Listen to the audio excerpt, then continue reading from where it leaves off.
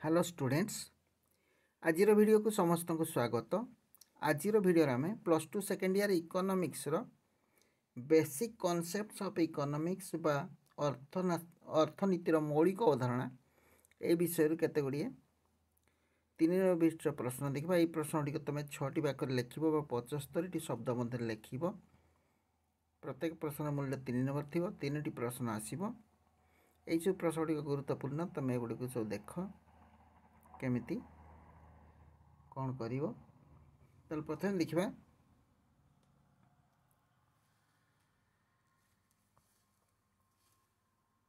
एटा ए नंबरटा देखिया। फास्ट कौन जातीय संपद और सामाजिक संपद। जातीय संपद और सामाजिक संपद जो गच्छित संपद समुदाय देशर मालिकाना थाए ताकू जातीय संपद कह जाए। मन रखिबो जो गच्छित संपद समुदाय देशर मालिकाना थाए ताकू जातीय संपद कह जाए। सरकार मालिकाना जो संपद थाए ताकू कह जातीय संपद बा समग्र देशर मालिकाना जहाँ थाए ताकू जातीय संपद कह जाए। देशर नागरिकंकर मालिकाना थिबा समस्त संपद देशर नागरिक मानकर जेते संपद रही मालिकाना थिबा जेते संपद समस्त सामाजिक बा गोष्ठीगत संपद जेमतिका रास्ता साधारण रास्ता डाक्तरखाना इत्यादि स्कूल कॉलेज इत्यादि नागरिक मानक मालिका थिबा समस्त संपद तथा समस्त सामाजिक बा गोष्ठीगत संपद जेमतिकी साधारण रास्ता डाक्तरखाना आउ संपद को प्रभावित करथुवा नदी समुद्र भली प्रकृतिर समस्त मुक्तदान एवं देशर जनसाधारणकर वैज्ञानिक कौशल कलात्मक अवदान कार्यकुशलता इत्यादि समाहार होची जातीय संपद। ताले मन रहिला ताले जातीय संपद कौन जो गच्छित संपद समुदाय देशर मालिकाना थाए ताहाको जातीय संपद कहछि। आ देशर नागरिक मानकर मालिकाना थिबा समस्त संपद समस्त सामाजिक बा गोष्ठीगत संपद रास्ता डाक्तरखाना इत्यादि आ संपद को प्रभावित करथुवा नदी और समुद्र भली प्रकृतिर समस्त मुक्तदान एवं देशर जनसाधारणकर वैज्ञानिक कौशल कलात्मक अवदान जेते लोक माने जेते भी वैज्ञानिक कौशल उद्भावन करंतु बा कलात्मक अवदान दियंतु बा तांकर जो कार्यकुशलता इत्यादि समाहार होची जातीय संपद। ताले कोणार्क मंदिर गोटे जातीय संपद हम। ताजमहल गोटे जातीय संपद हम। आमर जातीय राजपथ जाइए से जातीय संपद हम। ये सब जातीय संपद। अन्य पक्षरे संपदर समस्त गुण बहन करिथिबा द्रव्य अन्य पक्षरे संपदर समस्त गुण बहन करिथिबा द्रव्य जदि व्यक्ति बदल रे सामूहिक मालिकाना थाए ताहले ताकू सामूहिक संपद बोली कह जिवो। कौन है ना संपदर समस्त गुण बहन करिथिबा द्रव्य गुड़िक जदि व्यक्ति बदल रे सामूहिक मालिकाना थाए ताहले ताकू सामूहिक संपद बोली कह जाए बा ताकू सामाजिक संपद मध्य कह जाए। साधारण रास्ता मंदिर प्रार्थना गृह फूल बगीचा इत्यादि सामाजिक संपद उदाहरण जोटा समग्र समाजर मालिकाना थाए ताकू कह सामाजिक संपद। समाजर लोक मैंने जो जिनस को व्यवहार करती सामूहिक भाव में माने मिलमिशि समस्ते जो द्रव्य व्यवहार करते कह सामाजिक संपद व सामूहिक संपद। बुझीगला तो भल देख। नेक्स्ट देखा नेक्स्ट नंबर जीवन धारण निमित्त आवश्यकता बा आवश्यक जीवन धारण पर आवश्यक अभाव और कार्यदक्षता पर आवश्यक अभाव जो सर्वनिम्न आवश्यक द्रव्य बिना मनीष बंची रही पारे ना ताहाकू जीवन धारण पर आवश्यक अभाव कह। मन रहा जो सर्वनिम्न आवश्यक बा आवश्यकता बिना मनीष बंची रही पारिबो नहीं जीवन धारण करी बंची रही पारिबो नहीं ताकू जीवन धारण पर आवश्यक बा अत्यावश्यक अभाव कह जाए। यार उदाहरण है सर्वनिम्न आवश्यक खाद्य ବସ୍ତ୍ର ଓ ବାସଗୃହ। ଅବଶ୍ୟ ଏକଥା ସତ ଯେ ଭୌଗୋଳିକ ପରିସ୍ଥିତି ଦ୍ୱାରା ପ୍ରଭାବିତ ହେଉଥିବାରୁ ଜୀବନ ଧାରଣ ପାଇଁ ଆବଶ୍ୟକ ଅଭାବ ବିଭିନ୍ନ ଦେଶରେ ଅଲଗା ଅଲଗା ହୋଇଥାଏ। ଯେମିତିକା ଆମର ଓଡ଼ିଶାରେ ଭାତ ଖିଆଯାଉଛି, ଆଉ ଅଲଗା ଦେଶରେ ତାଙ୍କର ଭାତ ବଦଳରେ କିଏ ରୁଟି ଖାଉଛି, କି କେକ୍ ଖାଉଛି, ଅଲଗା ଜିନିଷ ମାନେ ଖାଉଛନ୍ତି। ପରିସ୍ଥିତି ଅନୁସାରେ ଅଲଗା ଅଲଗା ହେଉଛି, ଆବଶ୍ୟକତା ମଧ୍ୟ ଅଲଗା ଅଲଗା। ଥଣ୍ଡା ପ୍ରଧାନ ଶୀତ ପ୍ରଧାନ ଦେଶରେ ତାଙ୍କର ଓଲେନ୍ ଡ୍ରେସ୍ ସାଧାରଣ, କିନ୍ତୁ ଆମ ଦେଶରେ କେବଳ ଶୀତ ଦିନରେ ଆମେ ଓଲେନ୍ ଡ୍ରେସ୍ ବ୍ୟବହାର କରୁଛୁ। ତେଣୁ ସ୍ଥାନ ଅନୁସାରେ ଭୌଗୋଳିକ ପରିସ୍ଥିତି ଅନୁସାରେ ଅଭାବ ପ୍ରଭାବିତ ହୋଇଥାଏ। ତାପରେ ଦେଖିବା, ଅନ୍ୟ ପକ୍ଷରେ ଯେଉଁ ଅଭାବ ଲୋକମାନଙ୍କର କାର୍ଯ୍ୟ ନିପୁଣତା ଓ ଦକ୍ଷତା ବୃଦ୍ଧି କରେ, ଯେଉଁ ଅଭାବ ଲୋକମାନଙ୍କର କାର୍ଯ୍ୟ ନିପୁଣତା ଓ ଦକ୍ଷତା ବୃଦ୍ଧି କରେ ତାହାକୁ କାର୍ଯ୍ୟଦକ୍ଷତା ବା ଦକ୍ଷତା ବର୍ଦ୍ଧକ ଅତ୍ୟାବଶ୍ୟକ ବୋଲି ମଧ୍ୟ କୁହାଯାଏ। ମନେ ରହିଲା? ତାହେଲେ ମଣିଷର କାର୍ଯ୍ୟଦକ୍ଷତାକୁ ଯିଏ ବୃଦ୍ଧି କରିଥାଏ ତାହାକୁ ଦକ୍ଷତା ବର୍ଦ୍ଧକ ଅଭାବ କୁହାଯାଉଛି। ସେଗୁଡ଼ିକ ବିନା ମଣିଷ ବଞ୍ଚିପାରିବ, କିନ୍ତୁ ତା'ର କାର୍ଯ୍ୟଦକ୍ଷତା ଉପରେ କୁପ୍ରଭାବ ପଡ଼ିଥାଏ। ତା'ର କାର୍ଯ୍ୟଦକ୍ଷତା ବୃଦ୍ଧି ପାଇପାରିବ ନାହିଁ, କାର୍ଯ୍ୟଦକ୍ଷତା ହ୍ରାସ ପାଇଥାଏ। ସେ ଜିନିଷ ଗୁଡ଼ିକ ନହେଲେ ମଣିଷ ବଞ୍ଚିଯିବ, କିନ୍ତୁ କାର୍ଯ୍ୟଦକ୍ଷତା ଉପରେ କୁପ୍ରଭାବ ପଡ଼ିଥାଏ ଏବଂ କାର୍ଯ୍ୟଦକ୍ଷତା ହ୍ରାସ ପାଇଥାଏ। ଜଣେ ଛାତ୍ର ପାଇଁ କଲମ, ଚୌକି, ଟେବୁଲ ତାର ଦକ୍ଷତା ବୃଦ୍ଧି କରିଥାଏ। ଜଣେ ଚିକିତ୍ସକ ପାଇଁ ଷ୍ଟେଥିସ୍କୋପ୍ ହେଉଛି କାର୍ଯ୍ୟଦକ୍ଷତା ପାଇଁ ଆବଶ୍ୟକ ଅଭାବର ଉଦାହରଣ। ମନେ ରହିଲା? ତାହେଲେ ଆମର ଜୀବନ ଧାରଣ ନିମିତ୍ତ ଅତ୍ୟାବଶ୍ୟକ ଅଭାବ ଦେଖିଲେ, ଯେଉଁ ଅଭାବ ପୂରଣ ନହେଲେ ମଣିଷ ଜୀବନ ଧାରଣ କରି ବଞ୍ଚି ରହିପାରିବ ନାହିଁ, ତାକୁ କୁହାଯାଉଛି ଜୀବନ ଧାରଣ ନିମିତ୍ତ ଅତ୍ୟାବଶ୍ୟକ ଅଭାବ।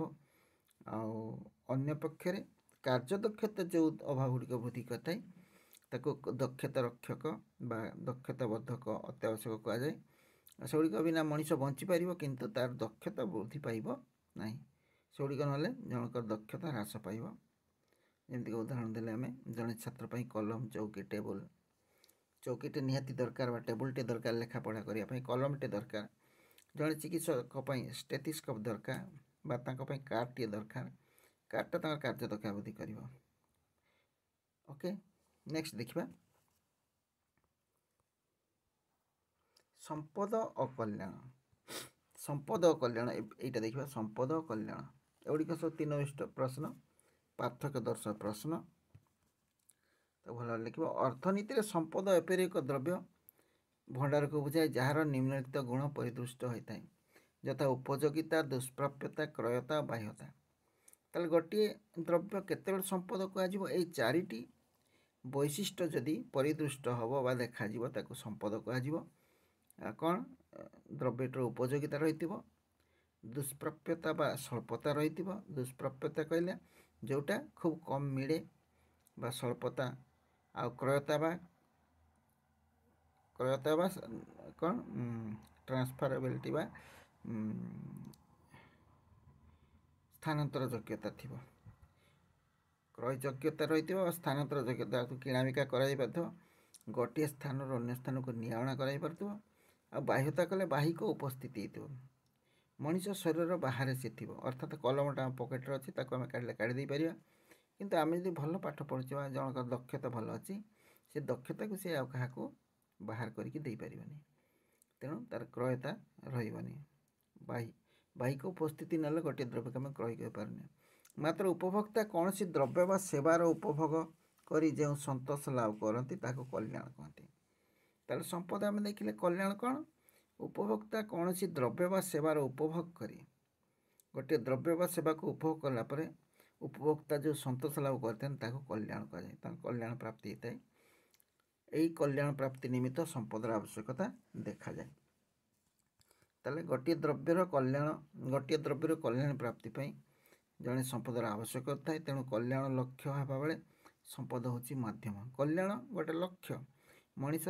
ମଣିଷ କେବଳ ଟଙ୍କା ପାଇଁ ଟଙ୍କାକୁ ରୋଜଗାର କରେନି ବା ସମ୍ପଦ ପାଇଁ ସମ୍ପଦକୁ ଦରକାର କରେନି। ମଣିଷର ପ୍ରଥମ ଲକ୍ଷ୍ୟ ହେଲା କଲ୍ୟାଣ ହାସଲ କରିବା। ଯେକୌଣସି ଦ୍ରବ୍ୟକୁ ସେ ହାସଲ କରିବା ପାଇଁ ଚାହେଁ କ'ଣ? କଲ୍ୟାଣ ପାଇଁ। କଲ୍ୟାଣ ହେଲା ଲକ୍ଷ୍ୟ, ସମ୍ପଦ ହେଲା ମାଧ୍ୟମ। ଦ୍ରବ୍ୟ ଭଣ୍ଡାରର ବ୍ୟବହାର ବିନା କଲ୍ୟାଣ ପ୍ରାପ୍ତି ସମ୍ପନ୍ନ। ତାହେଲେ ଦ୍ରବ୍ୟ ଭଣ୍ଡାର ଆମେ ବ୍ୟବହାର କଲେ कल्याण प्राप्ति होता है। तेणु बिना द्रव्य भंडार आम कल्याण प्राप्ति करें। अन्य पक्षरे उपयोग विहीन द्रव्य भंडार मनुष्य समाज पर उपयोगिता न थाए। कौन उपयोग विहीन द्रव्य भंडार जो द्रव्य भंडार बा संपदर कौन उपयोग न थाए तार कौन समाज उपरे कौन प्रभाव पड़ न थाए। द्रव्यर गुणवत्ता उपरे और उपभोक्तार मानसिकता उपरे कल्याण परिमाण नियोग। ताले कल्याण एक गुणात्मक धारणा। द्रव्यर गुणवत्ता बा क्वालिटी द्रव्यर क्वालिटी उपरे बा गुणवत्ता उपरे आ उपभोक्तार मानसिकता कौन से मानसिकता अनुसार कल्याण परिमाण ह्रास बोध होता है। देखा गले जड़े लोक पाखे अधिक संपत्ति थिले मध्य से कल्याण प्राप्ति करें किंतु केते परिमाण कल्याण प्राप्ति करेंगे सीटा तांकर मानसिकता पर निर्भर करे। ताले द्रव्यर गुणवत्ता उपर उपभोक्तार मानसिकता उपर कल्याण परिमाण निर्भर करते। नेक्स्ट देखिबा खाउटी द्रव्य उत्पादक द्रव्य। खाउटी द्रव्य कौन देखिबा। खाउटी द्रव्य जो द्रव्य प्रत्यक्ष भाव मनुष्यर भाव को पूरण करिथाय ताको कह जाय खाउटी द्रव्य है। जो द्रव्य प्रत्यक्ष भाव मनुष्यर भाव को पूरण करिथाय ताको खाउटी द्रव्य कह जाय। प्रत्यक्ष उपभोग समय उपभोक्ता को संतोष प्रदान करिथाय ताको खाउटी द्रव्य। ताले जो द्रव्य को मानव प्रत्यक्ष भाव उपभोग करिथाय एवं प्रत्यक्ष उपभोग समय उपभोक्ता को संतोष प्रदान मिलता है परितृप्ति मिलता है ताको खाउटी द्रव्य कह जाए। उदाहरण चाउल बिस्कुट चॉकलेट बा अंडा इत्यादि होती खाउटी द्रव्य उदाहरण। आ नेक्स्ट देखिबा अन्य पक्षरे जो द्रव्य प्रत्यक्ष भाव मानवीय भाव पूरण करि पार नथिले मध्य अभाव पूरण करथुवा द्रव्य उत्पादन सहायक होता है ताको उत्पादक द्रव्य कह जाए। ताले जो द्रव्य खाउटी द्रव्यर उत्पादन व्यवहार करा जाए जो द्रव्य गुड़ी को खाउटी द्रव्यर उत्पादन व्यवहार करा जाए ताको कह जाए उत्पादक द्रव्य। उत्पादक द्रव्य परोक्ष भाव मानवीय भाव को पूरण करिथाय एगुड़िक खाउटी द्रव्य उत्पादन व्यवहार होता है एगुड़िक परोक्ष भाव मानविक भाव पूरण करथांती। तेणु एगुड़िक उदाहरण है ट्रैक्टर लुगा तैयारी कल इत्यादि होची उत्पादक द्रव्यर उदाहरण। नेक्स्ट देखिबा मुक्त द्रव्य और अर्थनैतिक द्रव्य। मुक्त द्रव्य और अर्थनैतिक द्रव्य ताले मुक्त द्रव्य गुड़िक प्रकृतिर मुक्त अवदान मुक्त द्रव्य गुड़िक प्रकृतिर मुक्त अवदान होता बेले अर्थनैतिक द्रव्य गुड़िक मानवीय उद्यमर फल। ताले मुक्त द्रव्य गुड़िक प्रकृति तैयारी करिथाय अर्थनैतिक द्रव्य गुड़िक मानव तैयारी करथाय मनीष तैयारी करथाय। तेणु ताको कहते मनीषर उद्यमर फल। मुक्त द्रव्यर कौन विनिमय मूल्य न थाए। मुक्त द्रव्यर कौन 2 नंबर पॉइंट लिख मुक्त द्रव्य बाँ पाखे लिख मुक्त द्रव्य कौन विनिमय मूल्य न थाए और डाण पाखे लिख अर्थनैतिक द्रव्यर विनिमय मूल्य थाए। मुक्त द्रव्य जोगाण चाहिदा तुलन अधिक होता है। मुक्त द्रव्य जोगाण कौन तार चाहिदा तुलन अधिक होता है किंतु अर्थनैतिक द्रव्य जोगाण चाहिदा तुलन कम होता है सीमित होता है। अर्थनैतिक द्रव्य जोगाण कम और चाहिदा अधिक होता है तेणु चाहिदा तुलन कौन चाहिदा जोगाण सीमित। मुक्त द्रव्य गुड़िकर व्यक्तिगत व आनुष्ठानिक मालिकाना न थाए। मुक्त द्रव्य कई व्यक्तिगत लोक व आनुष्ठानिक मालिकाना सूर्य किरण तार मालिक किए मुक्त तार मालिक किए तेणु तार कौन व्यक्तिगत व आनुष्ठानिक मालिकाना न थाए किंतु अर्थनैतिक द्रव्य गुड़िकर व्यक्तिगत व आनुष्ठानिक मालिकाना थाए। अर्थनैतिक द्रव्यर मालिकाना रही है कौन व्यक्तिगत व आनुष्ठानिक मालिकाना रही है कौन व्यक्ति विशेष बा कौन संस्था बा कौन अनुष्ठान तार मालिकाना नहीं थांती। ताले यही है केतोटी 3 नंबर विशिष्ट प्रश्न। जदि वीडियोटी भल लगा लाइक टे कर सांग सहित शेयर कर आईपरी वीडियो देखा चाहते चैनल को सब्सक्राइब कर बेल आइकन क्लिक कर ताले परवर्ती वीडियो गुड़िक नोटिफिकेशन तुम पाखे सबुठ आगे पहुँच। धन्यवाद। जोटी था भल था सुखरे था। Thanks for watching.